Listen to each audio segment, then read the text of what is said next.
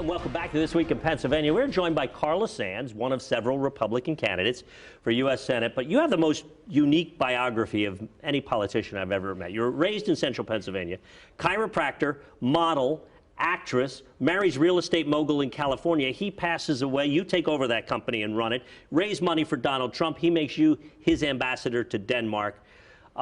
You were in the beautiful land of beautiful people in California. You're back in Pennsylvania running for Senate. Why?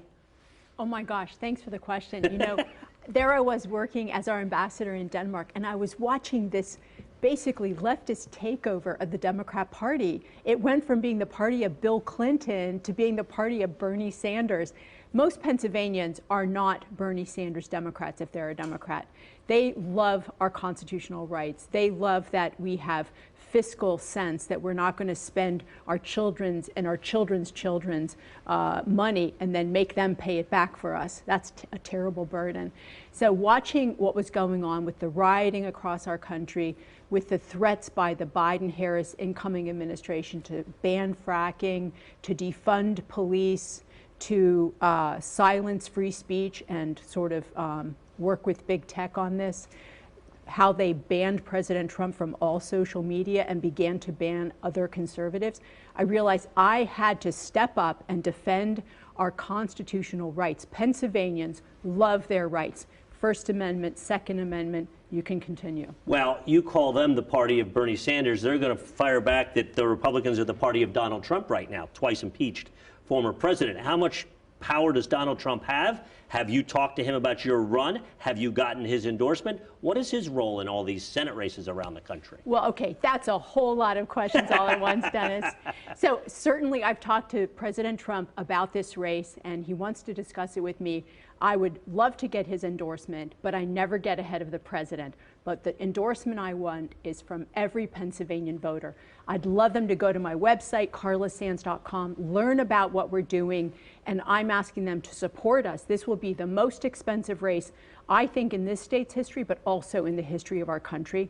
And I'd love to have their support. I'd love to have their vote.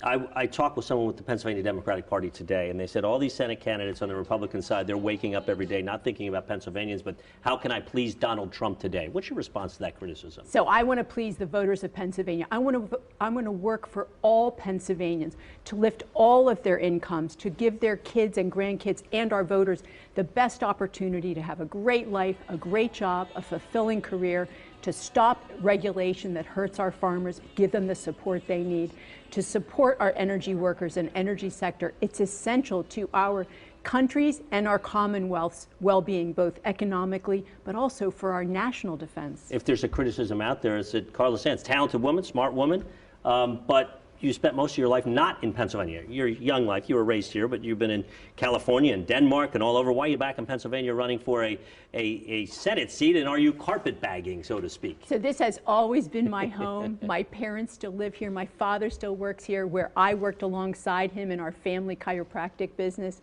But my ancestors from Pennsylvania fought in the Revolutionary War, in the Civil War, in World War II. My family has been from here for hundreds and hundreds of years. I'm proud to be here and asking to represent the people of Pennsylvania.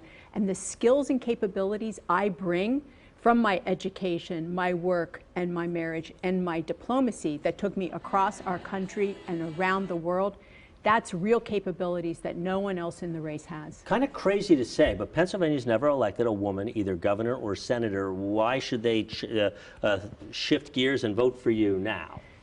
Pennsylvanians, if they love their democracy and don't want socialism, should vote for me because I can win. I didn't lose my last race. I've raised hundreds of millions of dollars for good causes and for campaigns, including for President Trump's, and I will bring that capability to this campaign. I will win the primary, and I will bring those resources and capabilities to defeat whoever is the Democrat candidate. Well, and look, there's 6 candidates right there, and you just had a very nuanced little comment saying, I didn't lose my last election. Every one of them have. So yes, they have. It wasn't a sharp elbow that you threw, but it was an elbow nonetheless. I don't think so. I think we don't need an old retread of a former campaign. What we need is someone who understands the issues, also understands how we can work for Pennsylvania at the national and the international level. I increased American jobs while I was ambassador. In 1 year, we increased U.S. exports to Denmark by over 22%. That's jobs at home. I increased our U.S. security because of my work to secure the Arctic and counter China and Russia. And for that, I was awarded the Department of Defense's highest civilian honor, the Medal for Distinguished Public Service. Okay. Thank you so much for being with us. We really appreciate it. Hope to have you again on our show before the election. Thank you. Thank you very much, Carla Sands. Stay with us. Much more of This Week in Pennsylvania when we come right back.